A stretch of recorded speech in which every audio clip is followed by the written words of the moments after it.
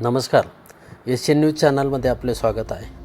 संपूर्ण उत्तर महाराष्ट्रामध्ये प्रसिद्ध असलेल्या साक्री तालुक्यातील घोडदे येथील ग्रामदैवत बहिरमदेव महाराज यात्रा नुकतीच उत्साहात साजरी झाली. साक्री शहरापासून अवघ्या 10 ते 15 किलोमीटर अंतरावर असलेल्या घोडदे येथे बहिरमदेव यात्रेमध्ये गळ गोंधळ खेळणे ही परंपरा गेल्या अनेक वर्षांपासून सुरू आहे. गळ गोंधळाची यात्रा म्हणून संपूर्ण उत्तर महाराष्ट्रामध्ये ह्या यात्रेचं वेगळं वैशिष्ट्य आहे. गळ खेळणे म्हणजे पाठीला हुक टोचून घेणे. 2 लोखंडी हुक टोचणे म्हणजे गळ खेळणे.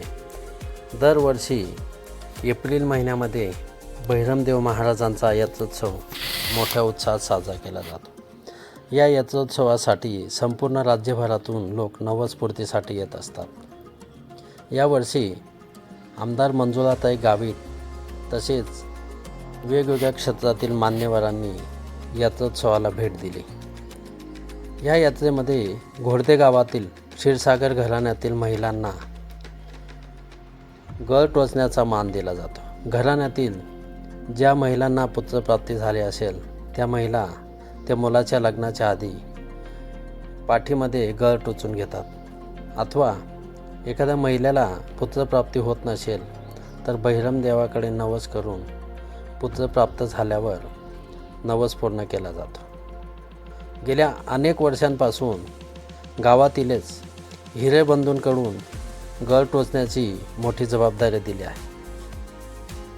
या कामामध्ये हिरे परिवारातील रवींद्र हिरे, विलास हिरे, भालचंद्र हिरे, प्रवीण हिरे हे सर्व बांधव गळ टोचण्याचे काम करतात.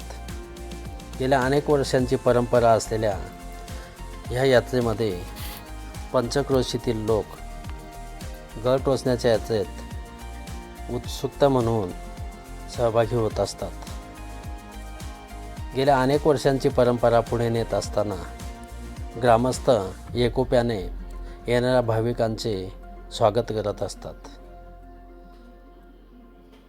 साक्री, धुळे, नंदुरबार, जळगाव, औरंगाबाद, मुंबई, नाशिक, नवापूर तसेच गुजरातमधील भाविक मोठ्या संख्येने या उत्सवामध्ये सहभागी होत असतात. यात्रोत्सव काळामध्ये या ठिकाणी अनेक दुकानेही थाटली जातात.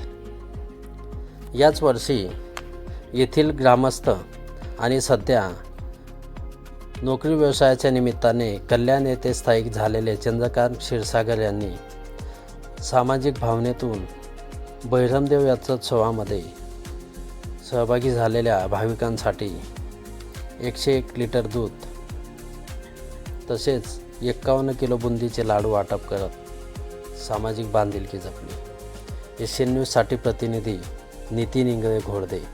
धन्यवाद.